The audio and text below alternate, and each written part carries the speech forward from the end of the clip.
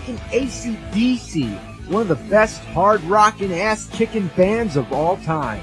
The name implies power and energy, which they live up to 100%. AC/DC appeals to us with their blunt, simple approach. It's hard-ass rock and roll in its purest and untainted fashion, but with a good sense of humor. In over 30 years, they've never changed their sound, but with any band that's been around for so long, it can be confusing for a younger generation to track down their whole body of work. The confusion begins with their first album, High Voltage. Most people are familiar with the 1976 international release, but before that, in Australia, there was the TNT album, and before that, the original release of High Voltage. One would assume that both High Voltage albums are the same, but we know that there's a song on the later High Voltage called TNT. So is this from the album TNT? Well, guess what? The international release of High Voltage is actually TNT. Yeah, they took the Australian TNT and basically changed the title to High Voltage, which was the name of the first album. Confusing? No, not yet. Two songs from TNT, Rocker and School Days, are scrapped. They're replaced by two songs from High Voltage, Little Lover and She's Got Balls. But what about the title track, High Voltage? Well, believe it or not, the song High Voltage is not from the real High Voltage. It's from TNT. But the confusion from down under has only begun. The next album, Dirty Deeds Done Dirt Cheap, was completely screwed up in its international release. First, they changed the order of songs, like they threw them in a hat and mixed them up. Jailbreak and Rockin' Peace are scrapped. Why? I have no idea. They were good ones, too.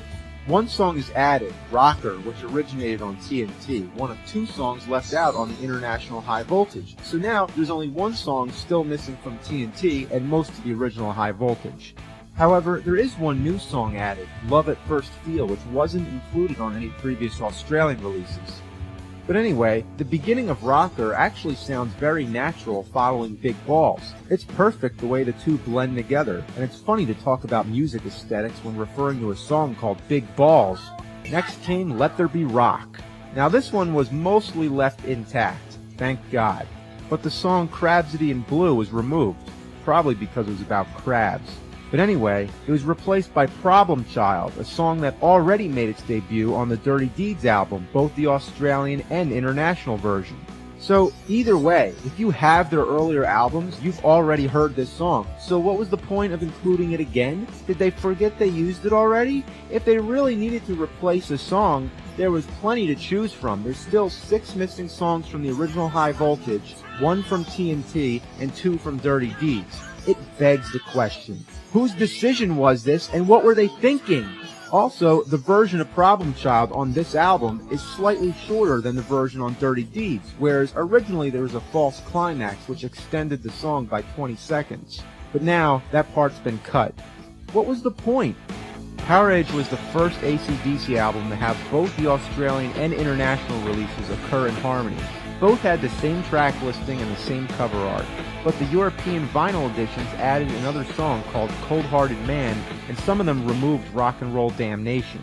From this point on, things became more consistent. Highway to Hell, Back in Black, For Those About to Rock, Flick of the Switch, but then in 1984, 74 Jailbreak came around.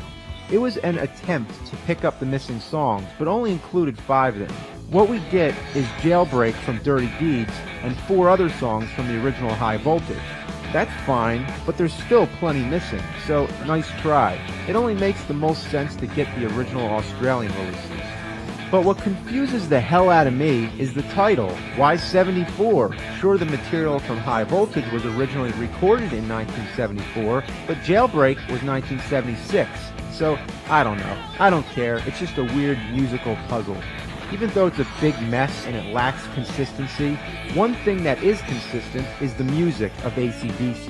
In 35 years, they still sound the same. When you buy an AC/DC album, you know what you're getting. And that's why I don't even need to think twice about Black Ice, the first AC/DC album in 8 years. October 20th, 2008. That's a special day.